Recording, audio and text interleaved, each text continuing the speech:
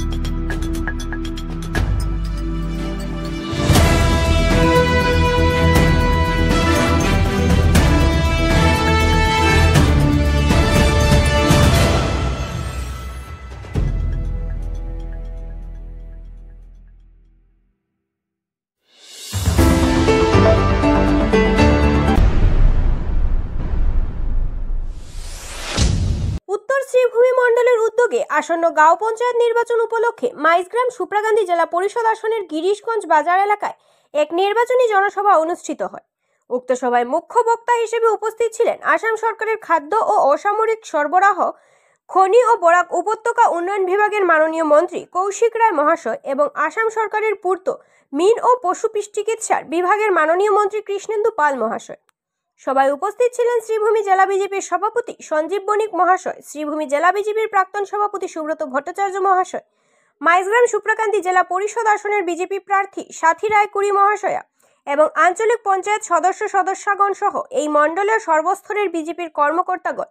সবাই অংশগ্রহণ করেন বিজেপি অনুগামীরা।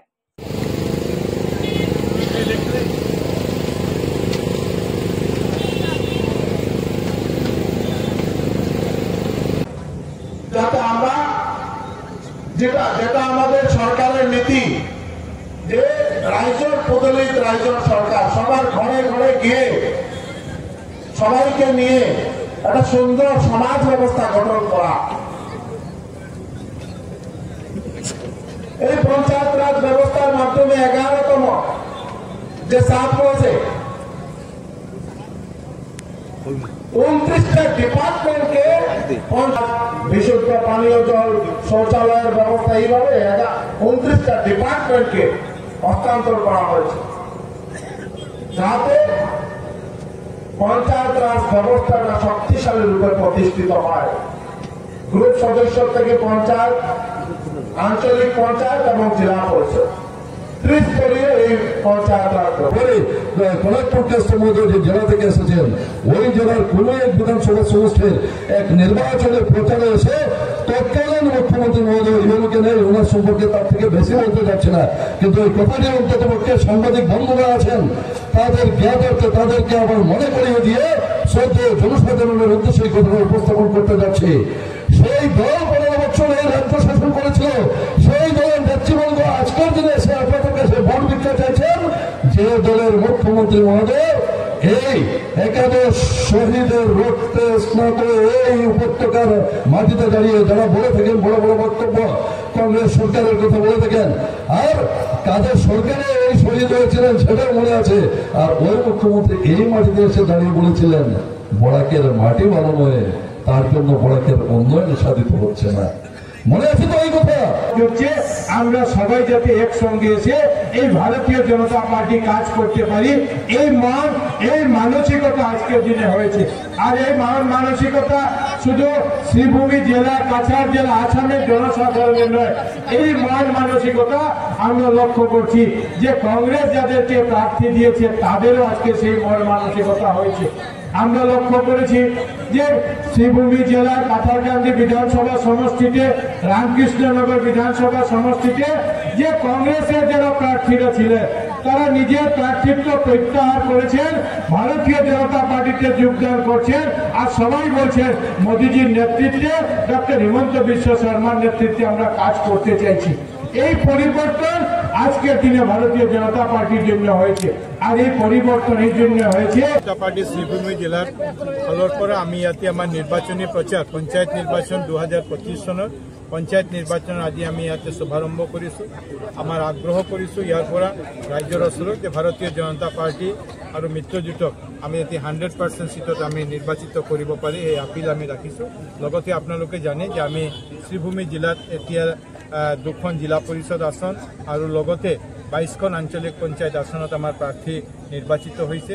আৰু যেনেকৈ গোটেই অসমত ভাৰতীয় জনতা পাৰ্টিৰ প্ৰতি ৰাজ্যৰ বিশ্বাস, নৰেন্দ্ৰ মোদীজীৰ প্ৰতি ৰাজ্যৰ যেনেকৈ বিশ্বাস, মাননীয় মুখ্যমন্ত্ৰী ডক্টৰ হিমন্ত বিশ্ব শৰ্মা ডাঙৰীয়াৰ প্ৰতি মানুহৰ যেনেকৈ বিশ্বাস, আমি নিজেও বিশ্বাস কৰোঁ যে ভাৰতীয় জনতা পাৰ্টি গোটেই অসমত যেনেকৈ ফল কৰি আছে, এই নিৰ্বাচনৰ শ্রীভূমি জিলাতো আমাৰ গোটেইকেইটা জিলা পৰিষদ আৰু আমাৰ লগতে আমাৰ আঞ্চলিক পঞ্চায়তত ভাৰতীয় জনতা পাৰ্টি নিৰ্বাচিত হ'ব।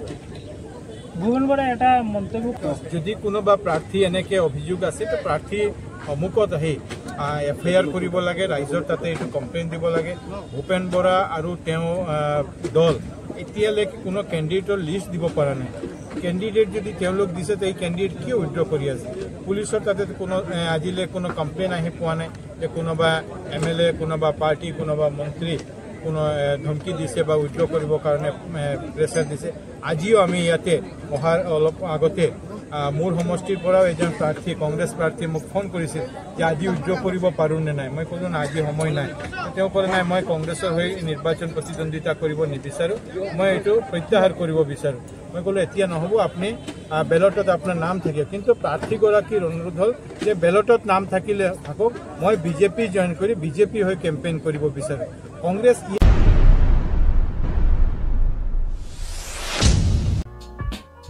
Dear parents, students and well-wishers, you all know Vivekananda Senior Secondary School, also known as Vivekananda Junior College, was established in 2003 at Chenkuri Road, Silchar, pin code 788007, having science, arts, commerce streams. Every year in HS examination, our students have been passing out with positions, distinctions, star marks, and huge numbers of letters. In degree unit, we have Encipal Memorial Degree College, which was established in 2010 and affiliated under Assam University. Both of our institutions have been guided gracefully by the experienced and qualified faculties in well-infrastructure, environmental-friendly institution.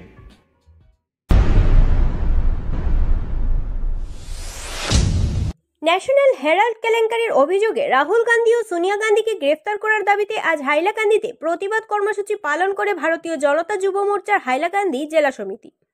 শহরের শহীদ স্মারক স্থলে অনুষ্ঠিত ওই ধর্ণা কর্মসূচিতে দলের বিভিন্ন স্তরের নেতাকর্মীরা অংশগ্রহণ করে। প্রতিবাদকারীরা সকলে বলেন, রাহুল এবং সোনিয়াকে গ্রেফতার করা না পর্যন্ত আন্দোলন অব্যাহত থাকবে।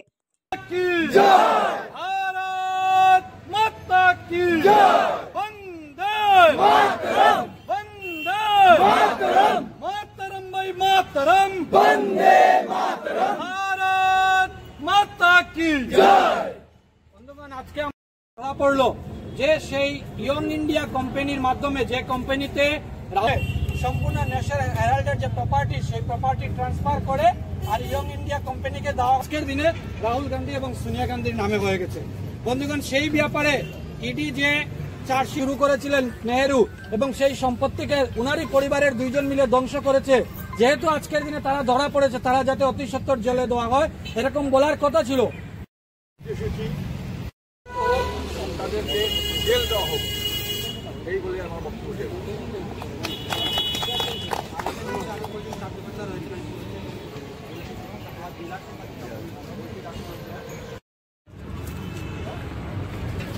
चोर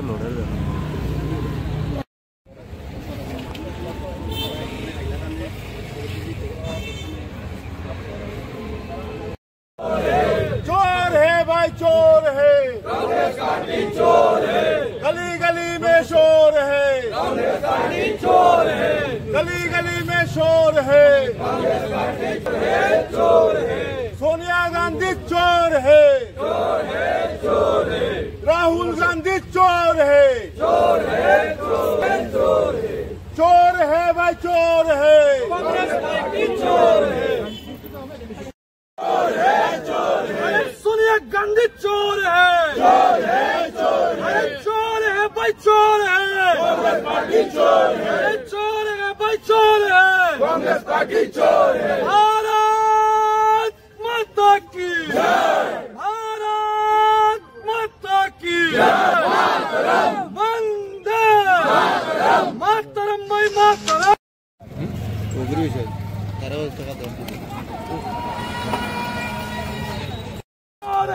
कांग्रेस पार्टी चोर है, राहुल गांधी चोर है, चोर है।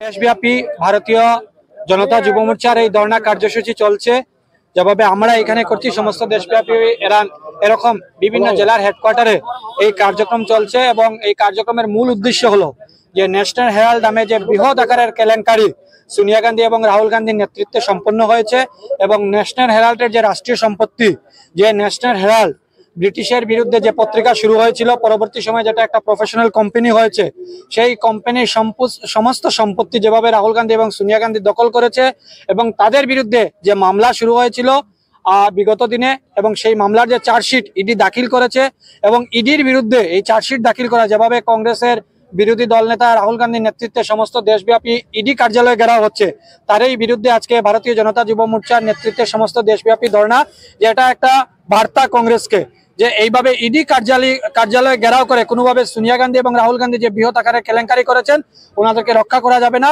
এবং আমরা আহ্বান জানাবো কংগ্রেসের যারা নেতৃত্বরা আছেন যে এই যে ন্যাশনাল হেরাল্ড পত্রিকা, এই পত্রিকা কংগ্রেসেরই একজন ব্যক্তি পণ্ডিত জওয়াহরলাল নেহরুর নেতৃত্বে শুরু হয়েছিল এবং উনার এই মহৎ উদ্দেশ্যকে বাঁচিয়ে রাখার জন্যই আমাদের যে প্রধানমন্ত্রীর নেতৃত্বে এবং আমাদের স্বরাষ্ট্রমন্ত্রী গৃহমন্ত্রীর নেতৃত্বে যে অভিযান শুরু হয়েছে ইডির মাধ্যমে এই উনাদেরই সম্পত্তিকে বাঁচানোর জন্য এবং রাষ্ট্রীয় সম্পত্তিকে বাঁচানোর জন্য, এই ব্যাপারে ওনারা যাতে সোনিয়া গান্ধী এবং রাহুল গান্ধীর পক্ষে না দাঁড়িয়ে ওনাদের বিরুদ্ধে দাঁড়িয়ে আমাদের পক্ষে দাঁড়িয়ে যাতে ওনাদের সম্পত্তি এবং রাষ্ট্রীয় সম্পত্তি বাঁচানোর কাজে আমাদের সাথে আমাদের ধর্ণা যাতে সামিল হন, এই আহ্বান আমরা আজকে রাখবো ওনাদের সম্মুখে।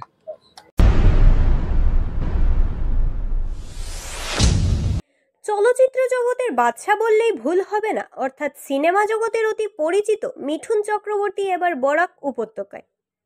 অখিল ভারতীয় বিদ্যার্থী পরিষদের এক অনুষ্ঠানে আজ এসে উপস্থিত হলেন বরাকের শিলচরে মিঠুন চক্রবর্তী।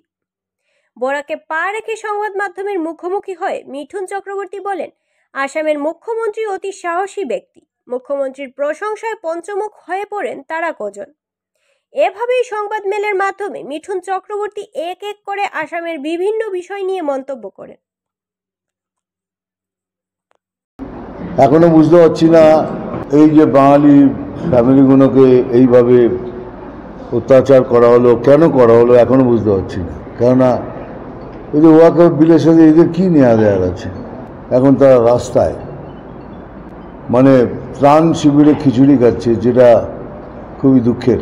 কেননা ওদের হয়তো ছোটো কুটি ছিল, কিন্তু তাদের জন্য ওটা মহল ছিল, কিন্তু আজ তারা সেখান থেকে নিয়ে ত্রাণ কুটিরে সবাই খিচুড়ি খাচ্ছে। Very very sad situation. এটা যদি কন্টিনিউ হয়, I appeal to home minister to have president rule in Bengal. আর তা যদি নাও হয় তাহলে এইটুকু রিকোয়েস্ট রেখেছি যে ইলেকশনটা যেন মিলিটারি রুলের আন্ডারে হয়, তাহলে ফেয়ার ইলেকশন হবে। আর আমরা ফেয়ার ইলেকশন চাই, আমরা দাঙ্গা চাই না, মারামারি চাই না, কিচ্ছু চাই না।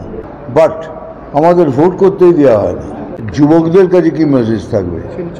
যা দেখছেন তার থেকে শিক্ষা নিন, সমগ্র ভারতবর্ষে যা হচ্ছে তার থেকে শিক্ষা নিন। যুব সমাজ হয়েছে, যুব সমাজ হলো মেরুদণ্ড, দেশের মেরুদণ্ড হলো তারা। তারা যেন শক্ত থাকে, রিলের হাড্ডি যেন শক্ত থাকে। পশ্চিমবঙ্গের বিশেষ করে মমতা ব্যানার্জি কোনো ধরনের সহযোগিতা পায় না, জঙ্গি দমনে মমতা ব্যানার্জির ভূমিকা কি উনি সহযোগিতা পান না? পান না। অসমের মুখ্যমন্ত্রী বলেছেন বাংলাদেশ থেকে যে অনুপ্রবেশরা আসছে এর মধ্যে অনেকেই জঙ্গি ছিল, আমাদের আসামে ধরা পড়ছে। তো তখন আসামের মুখ্যমন্ত্রী বলেছিলেন যে আমরা যে স্টেটগুলো আছে, কোন মুখ্যমন্ত্রী বলেছিলেন? হিমন্ত বাবু। হ্যাঁ, কি মেঘালয়, ত্রিপুরা, আসাম এই যে স্টেটগুলো বাংলাদেশের সঙ্গে বর্ডার শেয়ার করে, ওরা একসময় কাজ করছে এদের আটকাতে, অনুপ্রবেশে এবং জঙ্গি ঢুকে পড়ে। কিন্তু এই ক্ষেত্রে সব থেকে বর্ডার ডাল বেশি। মমতা সরকার সাহায্য করেন? হ্যাঁ, সেটা বলে এটা করেন না। যেমন বলেন কে এর জন্য দায়ী বিএসএফ, উনি তো সবসময় বলেন এর জন্য দায়ী বিএসএফ। তা আমি বলছি যদি বিএসএফ ধরুন ফেল করলো, বিএসএফ হ্যাভ ফেলড, তো বিএসএফ এর পরের লাইনটা কি? পুলিশ। তো আপনার পুলিশ কি করছিল? আপনার পুলিশ তো দেখছে, তাহলে সেগুলো তখন কি করছেন? আপনি দোষ দিচ্ছেন বিএসএফকে, ধরে নিলাম কি বিএসএফ ফেল করেছে, কিন্তু আপনার পুলিশ তো রয়েছে, তো পুলিশ কেন অ্যাকশন নেয়?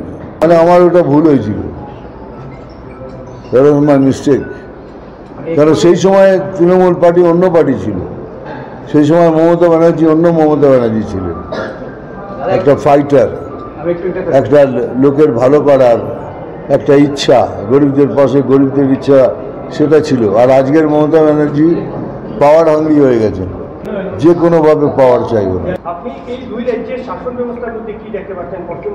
একটা স্ট্রং চিফ মিনিস্টার, যার পিছের হাড্ডিটা খুব শক্ত।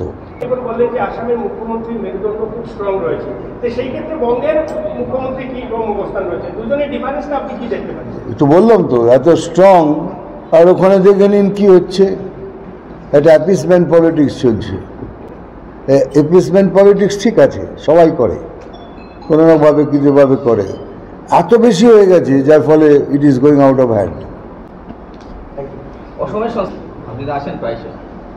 দেখুন, আমাদের সংস্কৃতি খুব স্ট্রং, ভারতবর্ষের সমস্ত জায়গায়, সমস্ত রাজ্যে, নিজ নিজ রাজ্যে তাদের সংস্কৃতি খুব স্ট্রং। যেমন আসামেও ভেরি স্ট্রং। আমাদের দেশটাই হলো সংস্কৃতির উপরে, সেখানে আসামও বিরাটভাবে অবদান আছে আসামের।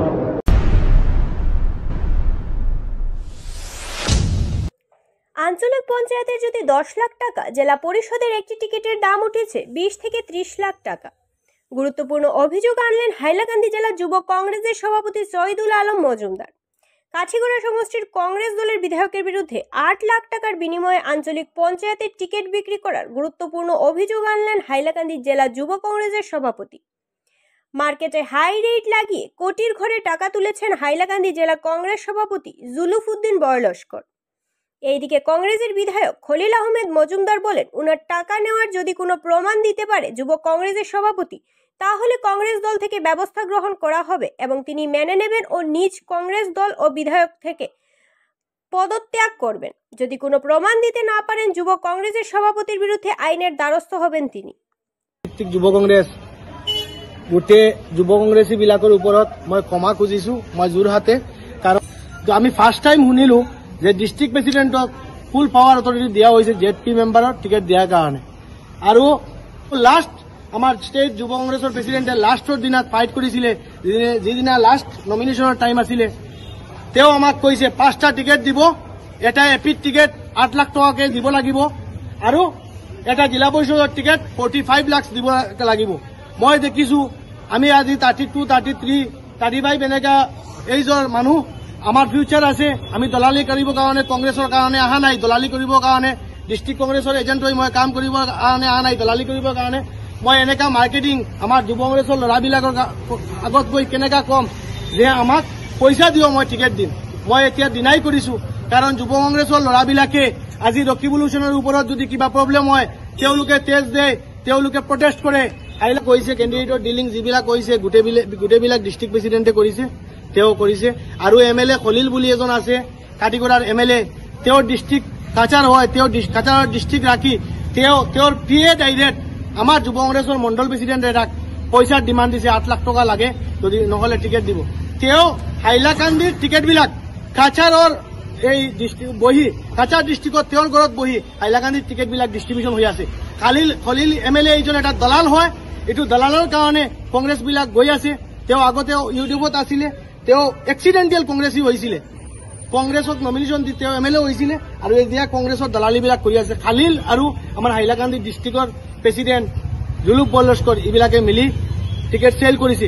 আজি দেখুন এই ধরনের যে সিস্টেম করছে, পিসিসি যেটা সিস্টেম করছে, এই সিস্টেমে আপনি হই আমার ওলা ক্যাপাসিটি ওইগুলো নিয়ে আমি অন্তত ফোন করে কই আমার একজনের টিকিট দিলে আপনি কই এখানে মন্ডল কমিটি আছে, ব্লক কমিটি আছে, ডিস্ট্রিক্ট কমিটি আছে, PSC কমিটি, অত বড় কমিটি আছে, 35-40 জনের কমিটি আছে। আমার ওলা যে ওইগুলো অন্তত ফোন করে কইমু যদি ইলা মানুষতে তো টিকিট যদি কই আমি দিলেছি তো ঠিক আছে, আমার কথা কেউ শুনবো নি শুনছেন, আমি অন্য বই দিছি কমিটি তো আমি নাই। আর আমার কোনো ক্যান্ডিডেটে হোক কোয়া যে আমার অন্য টাকা 1000 টাকা দিছুন না 1 টাকা দিছুন, কোনো মানুষ যদি আপেল আঙ্গুল লইয়া আমি আত্মীয় যারা আছে এরা ওগুন কইছি আত্মীয় স্বজন আমার ঠিক আছে একবার আনলে আমি কোনো মানুষের কইছি কোনো জিনিস লইয়া যদি আও আপেল আঙ্গুল লইয়াও আমি গামছা মতো লইতে লাগি না, ফুল লইয়া আইসুন আমি লইছি না, ফুলের ফটো উঠাইতে দিছি না, বুঝি না আমার কিতা লাগিতে আমি তো কিন্তু ঠিক আছে আমরা পার্টি জিততে গিয়া যে ধরনের সহযোগিতা করতে লাগে, কারণ আমরা তো সিস্টেম হলো কি যে আমার পরিচয় যদি কোনো হলো থাকে না কংগ্রেস থেকে টিকিট পায় তা আমি তার কীভাবে কংগ্রেস জিতাইতে লাগে এই ধরনের পরিকল্পনা আমরা নিতে লাগবো পার্টির সিস্টেম মতো। কারণ পার্টি বহুত সরকার আগামী 26 লাগি আমরা যেভাবে পরিকল্পনা করছে দেখুন আজকে AICC সিদ্ধান্ত নিয়া, কারণ APCCর বিভিন্ন সময় বিভিন্ন বছর মানুষে খালি APCCর কথা কয় যে APCC পয়সা লইয়া জেলা পরিষদ দিলেছে, এবার APCC তো ডাইরেক্ট ডিস্ট্রিক্টও দিলেছে। এই কারণে আস্থা আসামের বহুত মানুষের ধন্যবাদ দিছুন যে আগে ডিস্ট্রিক্টও স্টেটর বদনাম করতে স্টেটে পয়সা খাইয়া দিয়েছে, কিন্তু এবার কীটা হয়েছে স্টেটও 1% কিছু রাখছে না তারা যেন টিকিট দেওয়ার লাগে, সব ডিস্ট্রিক্টও হয়েছে মন্ডল থ্রুতে ব্লক আর ব্লক থ্রুতে ডিস্ট্রিক্ট আর কমিটি PSC কমিটির সিদ্ধান্ত করে তুমি যেন টিকিট দাও, আমরা ওটা কোনো সিদ্ধান্ত নাই, কোনো APCC হোক আর কোনো স্টেট থেকে হোক কোনো দিল্লি থেকে AICC থেকে হোক কোনো মানুষের কইছেন না একটা এপি টিকিট একটা জেলা পরিষদ টিকিট অমুক দিয়ে দেবো, কারণ তারা শুরু করিয়া অজিত সিং এবং আপনার নামে বিদ্রোহর নামে এই চারজনের নামটা বিভিন্ন পটেল মানে জড়াইছে না। আমি তো নিজে কই আর ভূপেন বরায় একটা টিকিট দিতে পারছেন না, কেন আমরা কিন্তু কইছেন না যে আমরা বহুত রিকোয়েস্ট করছি, তাই বলছেন না আমি কইতাম না একটা টিকিটের কথা, তোমাদের এরিয়ার মানুষে যে মন্ডল আছে ব্লক আছে তারা যে সিদ্ধান্ত নিব। কারণ আমি ভূপেন বরায় যাই ভূপেন বরায় রিকোয়েস্ট করছি পর্যন্ত যে প্রেসিডেন্ট সাহেব আমার হলে একটা টিকিট এপি 2টা একটা জেলা পরিষদ টিকিট দেওয়ার লাগি, তাই কইছেন না মন্ডল থেকে লইয়া ব্লক থেকে লইয়া যারা সিদ্ধান্ত নিব আমি কোনো মতে কইতে পারবো না, কারণ আমার নিজের MLA এরিয়ার টিকিটের লাগি আমরা মনপুর সালচাবড়া যে জেলা পরিষদ আছে আমার ব্লক প্রেসিডেন্ট হুসেন চৌধুরী তার বাইর বউরে টিকিট দেওয়ার লাগে আমরা অনেক চেষ্টা করছি এবং মিটিংও PSC কমিটির মিটিংও প্রায় 80-90% কেন ফাঁস হয়েছে, MLA লেখিয়া দেওয়ার লাগে হয়েছে, আমার মোবাইলও লেখিয়া পর্যন্ত দিছি আমার ক্যান্ডিডেট লগেও, কারণ আমরা সংগঠনের হিসাবে বেশি সমর্থন করছেন যে হুসেন চৌধুরী বাইর বউরে দিবার লাগে দীর্ঘ বছর তাই কংগ্রেস সংগঠন হরিয়ার।